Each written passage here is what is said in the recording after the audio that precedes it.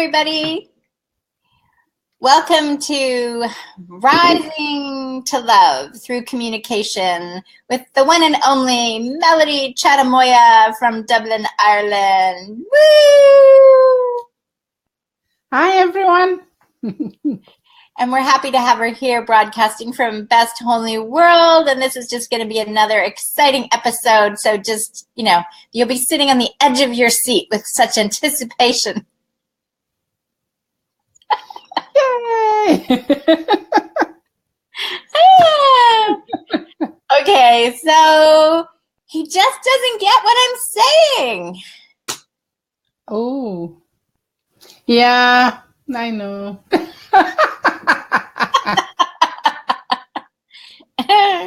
Communication is hard. So I need to say something here. Okay. I need to say that when we talk about rising to love, we're talking about deeper stuff. We're talking about a person, or we're talking to a person who has already done the connecting to your heart, living with your heart, living from your heart kind of thing. Mm-hmm. We are more advanced. So it might, what we're going to talk about might scare some people, might make them think that they are not ready for a relationship, or maybe their relationship is not working well. But that's not true. It's just as you grow and expand and be more aware, you're going to incorporate some things that you never even thought of or imagined in your relationship before. I just wanted to say that because these ideas are kind of radical and a little bit out there. But I've tested them. They work. I've used them myself. That's why I'm sharing this with people. I don't talk about anything I haven't done or experienced. Okay? I think that's great because, if the things weren't out there, they wouldn't be in here, because just think of all the wonderful innovations and creativity that are going on. And imagine if Steve Jobs just left everything out there and he didn't bring it in here. Or maybe so. It's great that you're bringing it in here. And if it happens to be like this over your head, it's just go back to the beginning, to the Opening with Your Heart series. And you can find that on Melody's website, passioninstitute.com. Yes. And begin in the beginning, because it's one step at a time. And as you keep moving forward on the journey of opening your heart and living from the heart, you're rising to love. It's a lovely process. Yes, exactly. So connecting to your heart is like digging a foundation. You're building a house or you're building something. I always want to give the building analogy. Yeah. So you're digging a foundation of where you're going to lay whatever. So all those things that we talk about are putting roots and foundation, so that you're now, you put the floor now, or you're now on the surface. You are now beginning to build the walls of your relationship. We haven't even got to the roof yet. We're still slowly going there. But as you expand, you're going to see that some things don't work for you anymore. Because you get more authentic. You just want to say stuff. And people want to listen to you because they have to listen to you, especially the men in your life. And they hear you differently. Yes, exactly. And that's why I wanted to talk about communication, because it's one of those biggies that a lot of people kind of say, he doesn't hear me. He doesn't understand me at all. I talk to him and he's not listening. It's just you need to start thinking about communication as not just using words. You need to know that communication is also a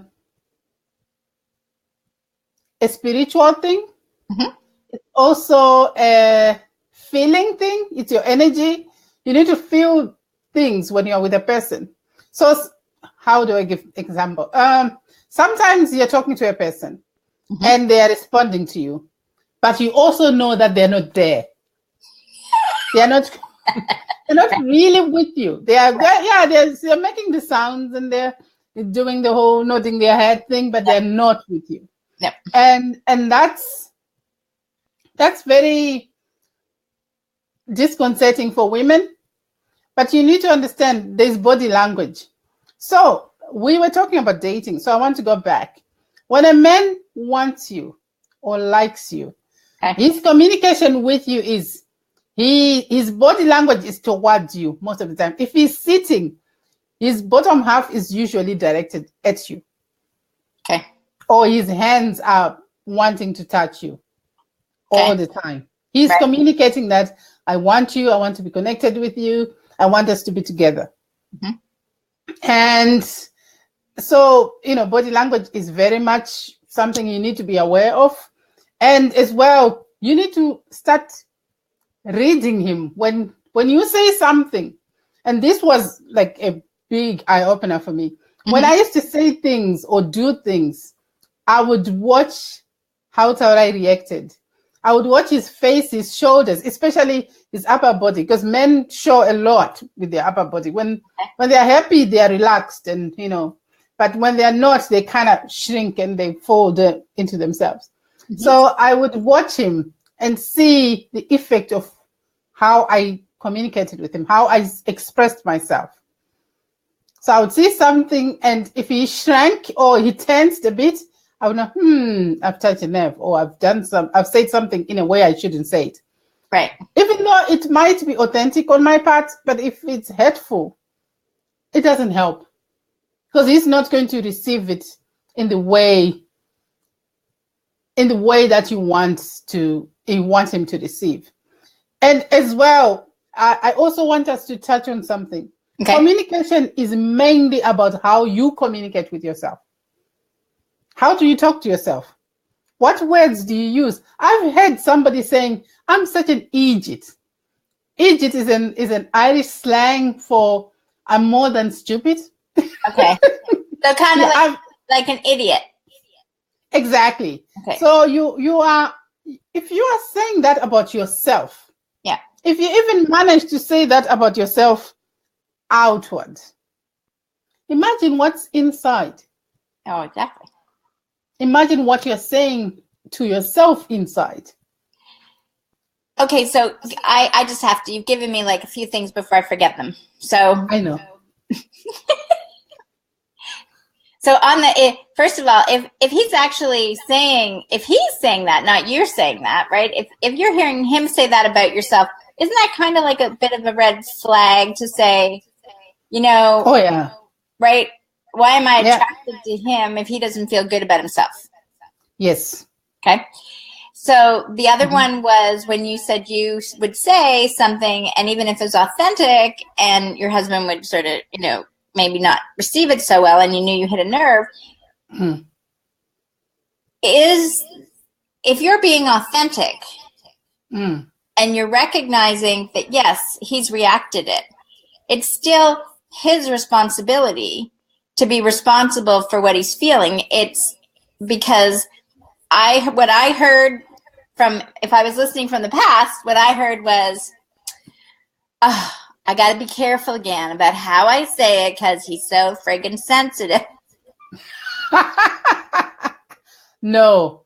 Okay. I'm actually saying that when you are communicating with love and not judgment, it's different. Right. From two things. Like somebody does something that you don't want, and you say, oh, you're so stupid. You're always doing that to me, or you're always doing this. And you are angry and you are, exploding. Even your body is like saying, don't get near me because I'm so angry with you. Right. And there is, he's messed up, and you say, and he's saying, I'm sorry, I really messed up. And you say, okay, it happens, but I would appreciate if next time he would call me if you know you're going to be busy. Right. You see? Yeah. The difference? I'm not saying don't tell him that you're not happy about what he did. I'm just saying be conscious of the language you're using. Right. Because the language you are using is reflected from what's in your heart. You get me? So if you are gentle with yourself, you are compassionate with yourself, you will not call another person names. Yeah. Because what's in you does not allow you to do that. Yeah, for me, I feel that your heart must be closed and you're kidding yourself to think you're in love with that other person, because you have yet to be in love with yourself if you're actually calling somebody else names. You know, there Yes. can be that space of a little disconnected where there's a reaction where like a wind blew in and you went, oh, whoosh, but you immediately regroup and you're going, oh, wow, when you're Yeah. in that space of love, because you recognize you're out of balance. And then you realize the relationship is been affected by, right? By the fact that you're out of balance. Yeah. And one of the things I've noticed is, say a man does something wrong. Not And they do it all the time. I know, right? So he does something wrong. And he has done something wrong and he is afraid to even tell you, right? He comes, you can tell something is wrong, but he's afraid to tell you because if he is authentic, if he tells you, you are just going to kill him. You emasculate him. You remove everything from him. You empty everything that's good out of him and you throw it out in the bin in order for you to express your anger and to be right. Ooh, that's a good one. So that is terrified. I've seen men terrified of their wives. Like they think, oh my God, how am I going to tell her? Right. When really compassion, understanding he is a human being. He is not a perfect machine. Right. So once in a while, he is going to mess up. I'll give you an example. Maybe I've given this example before. My husband went out with his friends, with his guy friends, and they went out drinking. And then while they were out drinking, they made a wrong decision and they went somewhere and they ended up crashing someone's car, right? Oh. And yeah, as you do, but they had a designated driver. Okay, so it's not like they were all irresponsible. They were actually responsible. They had a driver. And something happened and the car crashed. Not their fault. Right. And my friends, the other, because there were 5 of them, one of the women says, how dare you do that? How could you crash the car? Instead of saying, okay, one thing I understand and I've always understood is when a person has made a mistake, they're already kicking themselves. You don't really need to add to the kicking. You can say, I'm disappointed. You can say, well, next time be more careful. But sometimes you can't avoid accidents. Sometimes they will happen. Mm-hmm. And I just said, okay, I'm glad you're okay. Yeah. I'm sorry you had to go through that experience. I'm glad you're okay. And I left it at that. And I just, on the opposite side of it, I remember I was 16, so I just gotten my driver's license. And I had a freak sort of situation. Wasn't really a freak sort of situation. I fell asleep. That's what it was.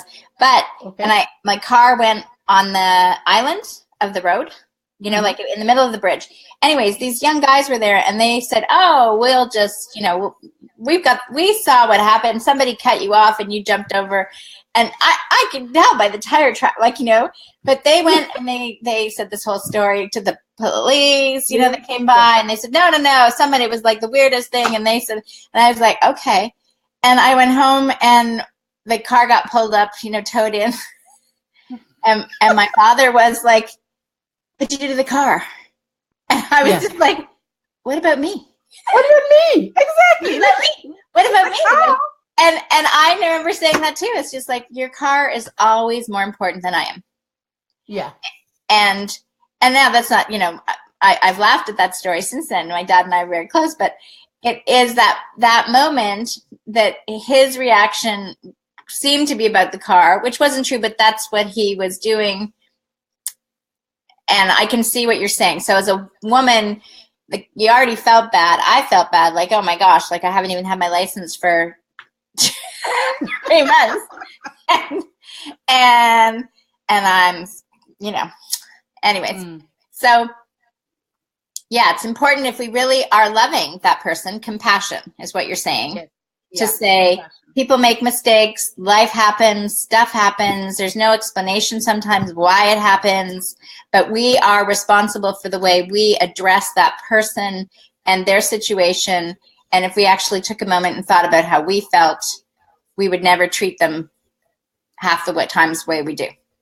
Exactly. And understanding that when you are giving yourself compassion, when you have compassion in your heart and you give yourself love and attention, you are going to be loving and caring and give more compassion to the person who is next to you. This is very important. And because you can't give what you don't have. So you flip it and say, okay, how do I give myself? Because I'm very hard on myself sometimes when I mess up. And I understand that when a person messes up, it's not my job to tell them how much they've messed up. They already know that. So what's my job then? My job is to be more understanding, more compassionate, like I would expect to get. Right. Somebody gets, laid off and they're told, we're downsizing, you're going home, they lose their job. They come home and usually men come with their head, thinking, oh my God, how am I going to tell my wife? Right. And it traumatizes them. They come home, they tell you, and you lose your head. Right. You start crying. You start spelling out all those problems that are going to come. Where are the bills? Who's going to pay for the bills? All that. He already knows that. Right. So how do you communicate that you understand he is suffering? How do you communicate that? How do you let him know that you are there for him? You're not there to judge. You're not there to say you're failing. You're there to support, to be a partner, to be a friend, to be a lover, to be what he needs at this time. That is what makes a difference between a person you're going to marry and a person you're going to say, sure, she's great and all that, but oh my God, mess up and I'm dead. and I am not saying, I know what you're going to say. I am not saying let people get away with doing things you don't like. I'm not saying that. No, I wasn't gonna say that this time. I was gonna say, I'm gonna say, so I've given them a little bit of slack, right? Mm-hmm. As I was practicing recently, there was a situation I was like, okay, so yeah, you're upset, and that's enough time now. Okay. Basically, that's enough time. Okay, now get over it and move on because it's done. So you are determining the time that they are going to kick themselves. Yeah. Is that what you're saying?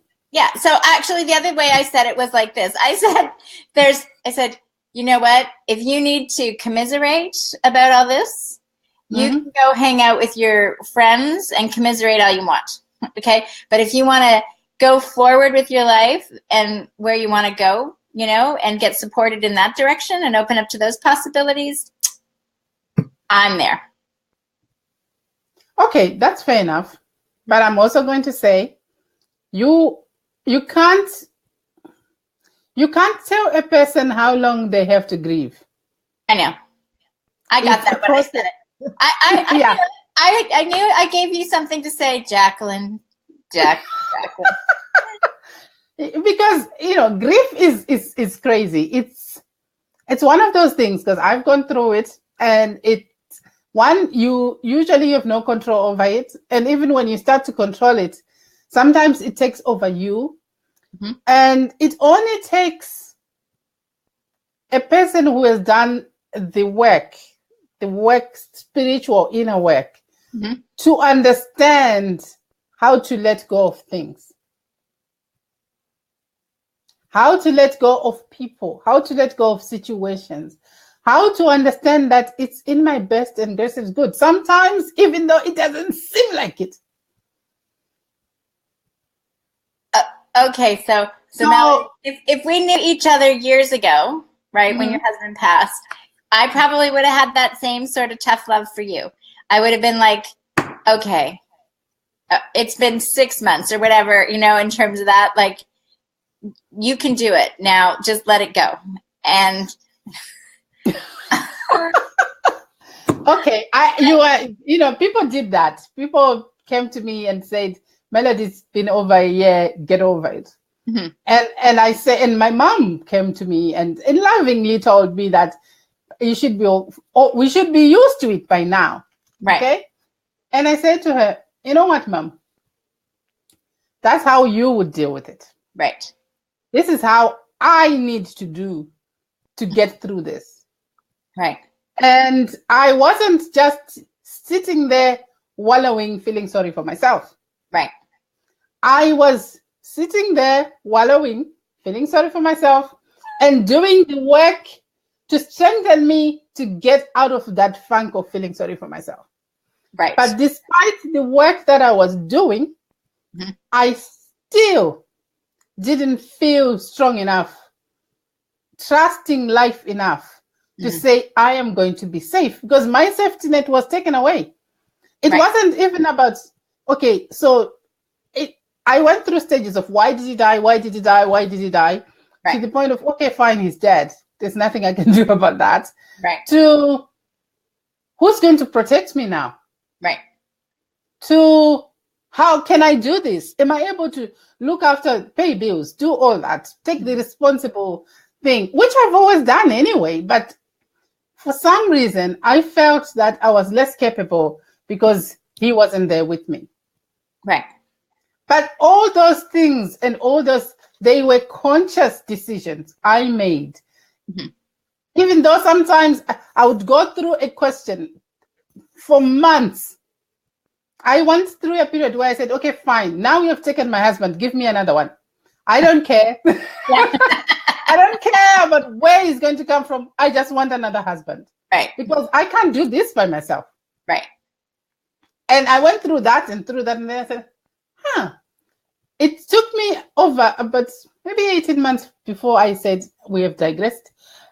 Before I said to myself, I've been doing this for 18 months now. Mm-hmm. I can do this.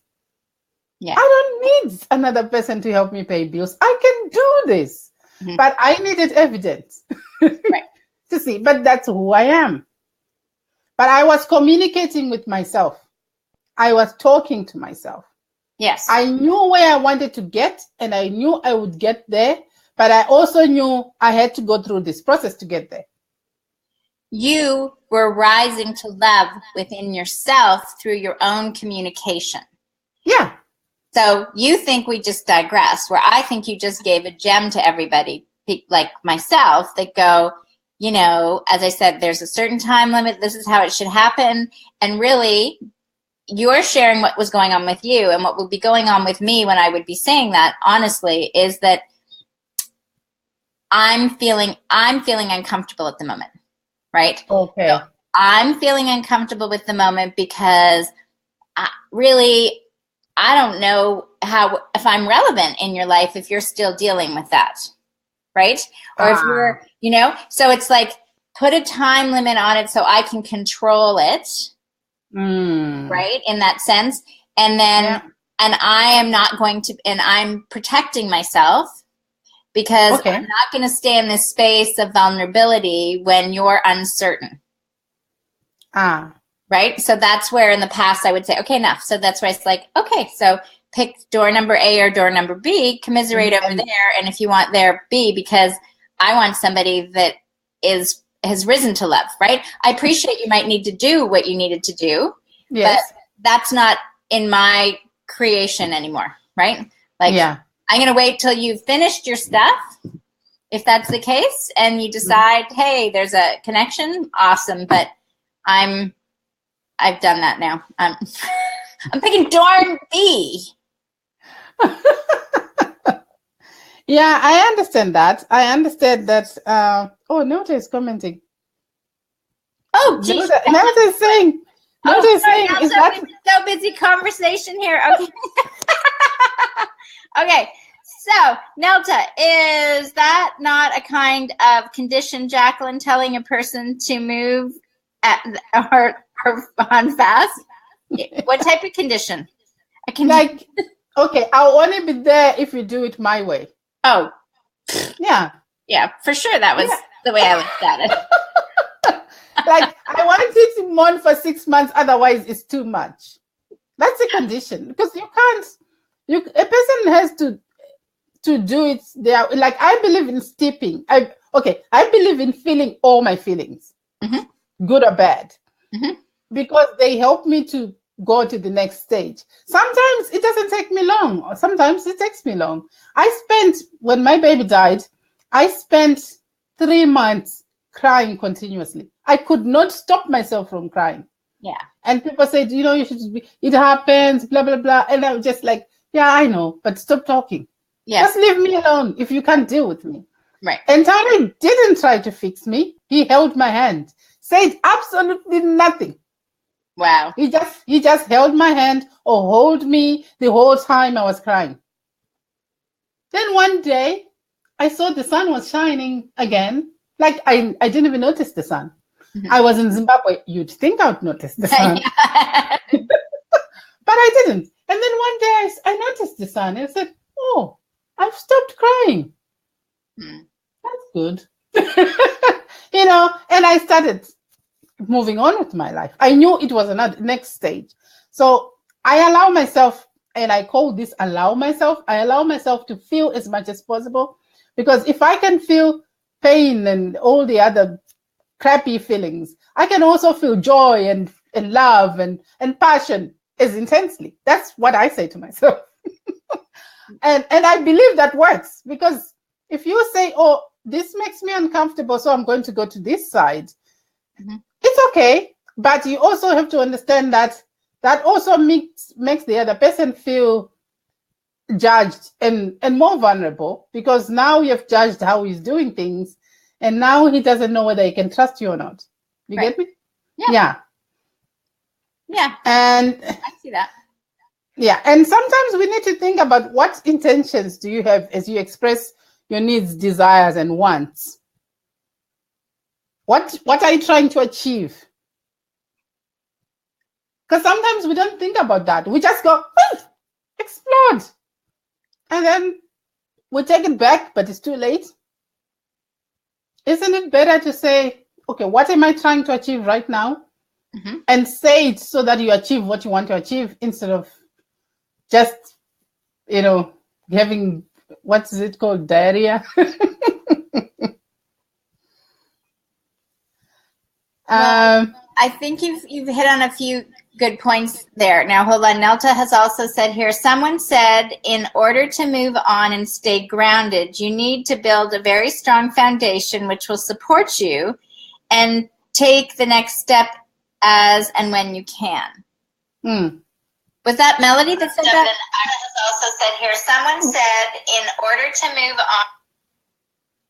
Sorry. Yeah.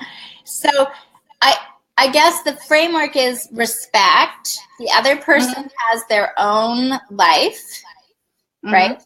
Their own emotions and their own choices. And when you're rising to love, you're honoring that they're in a different space and a different place, and they process differently, and they're just unique and special the way they are. Exactly. And accept that. Yeah. Accept that. At the same token, it means you still get to choose. You can accept who they are, and you can choose not to be with them. Yeah. Right? Okay. Because you can say, well, I get that you need to deal with that, right? I get that, you're having a difficult time dealing with the loss of your job. Yeah. Right? But I'm not your counselor. Okay. You know what I mean? Like, I know. There's the point of, it's a balance that each person has got to find for themselves. And I find, it's like, I can be compassionate. And then there's like enough, because see, from my standpoint, it's like emotions and things, they move through you, right? Yeah. So Yeah. as you become more aware and more in that space of connection, you recognize when you think of somebody leaving, they really haven't left because they're still here. They're just not here as you physically know it. Yeah, exactly. And when you were thinking about, let's say, well, how am I going to handle things now? It was taking you to a whole other level of how is it going to handle. You were graduating to a new experience. So that's where I'd be saying, hey, you know what? Enough. You're going from high school to college. Why are you crying about it? Like it's like that would be it. It would be the certain part of going, there's a part to recognize your life is changing, but as you become more aware and more loving, you realize it's an ongoing process. Yes, but have you ever, just a thought that just came into my mind right now. Men don't understand emotions a great deal, right? But one of the things, even though it puzzles them why women cry, it puzzles them why we do all those things that we do, they still allow us to do them. Most of them now, without even judgment, they just stand there, give you a shoulder, you cry your heart out. He doesn't know what that does for you, but you do it anyway. And then you say thank you. Sometimes you don't even say thank you and you walk away. And he's okay, he doesn't know what he's done. But you know what he did. So the point I'm trying to make is, even though you might not understand it, right? Even though it doesn't make any sense to you, as you rise to love, is it not worth it to just be there for them and not judge it and not, expect, right? Them to do it in the way that would make sense to you? You get what I'm saying? I get what you're saying. And so I guess for me, is if there was a man that was very sensitive and very emotional, that's where I'd be like, okay, enough. Yeah. Sometimes it can be difficult to deal with some people, and how they express their pain and all that. It can be a little bit on the too much side. I get it. Yeah. But I'm still going back to. Yeah, but I heard you say, though, there is, from a man's perspective, a man is used to wanting to provide or be strong enough or be good enough. So if they crash the car or they lose their job or something, that they're not coming home and they're going boo-hoo-hoo. They're coming home and truly it is uh-oh in themselves. They're going, now what? Yeah. Who am I now? Where am I now? Exactly. That's where I could easily be compassionate. Okay. That's where I could say, okay, and again, my focus would be, okay, this is what happened, but there's a gift in it.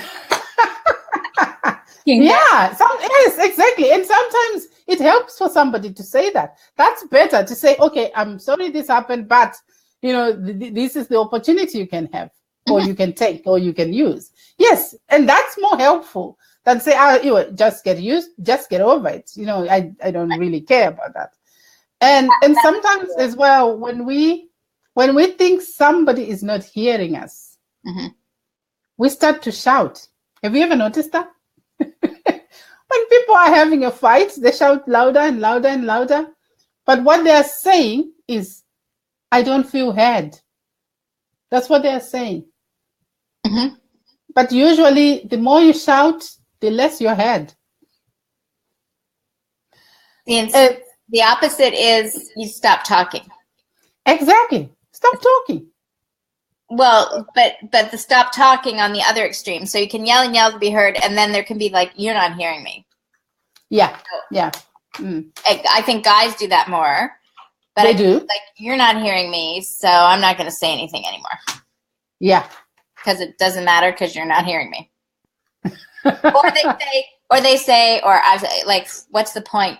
I'm going to be wrong until you decide to listen. Yes. Yeah, that's true. So stop shouting. Like if women can ever hear this, if you want a man to hear you, especially when you're upset about something. Be calm, be controlled, express yourself, and he's going to hear you more. That's when you're communicating who you are and your authentic self. When you start shouting, they just block you out. Like I used to feel like I was talking to a wall at times when during the bad patch I went with Taurite. I used to really think I was talking to a wall because I would say something and I would know it didn't get through. So I would say it in other words and I would still know it didn't get through. And then I would start shouting and then he would say, "Don't shout at me." What do you want me to do? You can't hear, obviously. And then I learned, and sometimes I would even scream. Women do that. We get so frustrated and so emotional. We start screaming. Except that doesn't save us either.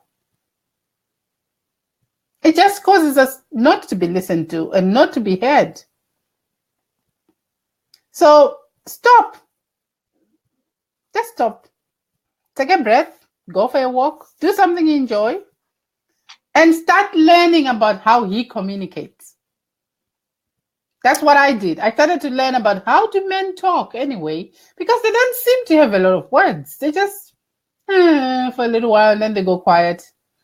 What's all that? So this week you want them to observe their body language, how they're being in the process of communication. Yes. How you're being. And how he is being. If you are with a man, how is he being with you? Yeah, his body language will tell you. Your energy will tell you. Because when you connect with somebody, when you're in sync, and this doesn't matter, like I feel so connected to Jacqueline right now. And even sometimes when she's offline and we're not talking to each other, I feel the connection. Mm-hmm. So it has nothing to do with whether they are present or they're away from you. Right. It's just that when you connect to that energy and you read their energy, that will reveal more to you than anything at all, than whatever they're going to tell you. Right. Connect to that. Teach yourself to learn to understand yourself first, because then you will know when you're connected to that, but that's somebody else's energy. That's not mine. Right. And then you start having fun.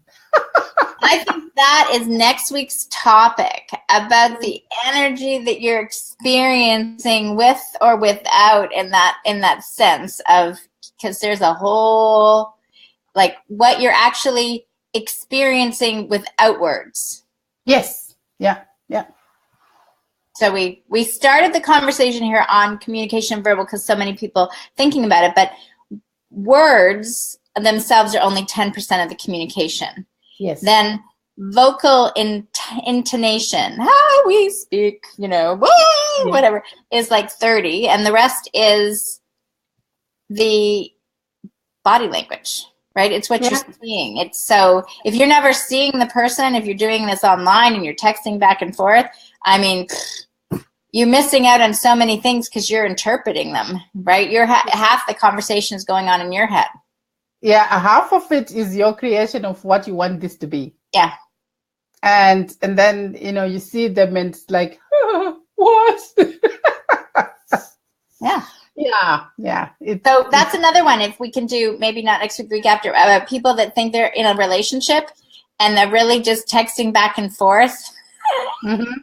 And, that's they're texting and they've got a video call and then they're texting, but...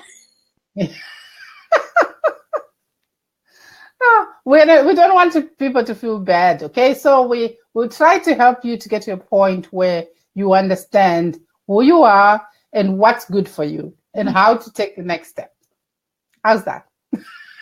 And you rise to love, and it's wonderful, and it really is, because we're having fun. It's playing. Like, think about it as you're just playing and experiencing and noticing the relationship and growing with it and rising. Yeah, exactly. And leave us comments. Go on Heart Passion Institute and get your Connecting to Your Heart series. It's free, and start enjoying it if you haven't received it already. And if you haven't signed up for it, please do, because that will help you to to discover a lot about yourself and gets you connecting more. And if you know of somebody else in your life that really could benefit from this type of conversation and they're not listening to you, just send them the link. Oh, yeah, that's a great idea. Send them to the heartpassioninstitute.com and say, here, check this out. And they will start to watch the videos and learn. And then you'll have a new conversation with them yourself. Yeah. Mm-hmm. Okay. So we're so glad you're all here. We love you. Thank you. We'll be together again next week. Yes. Thank you, Melody. Thank you, Jacqueline. Bye. Bye.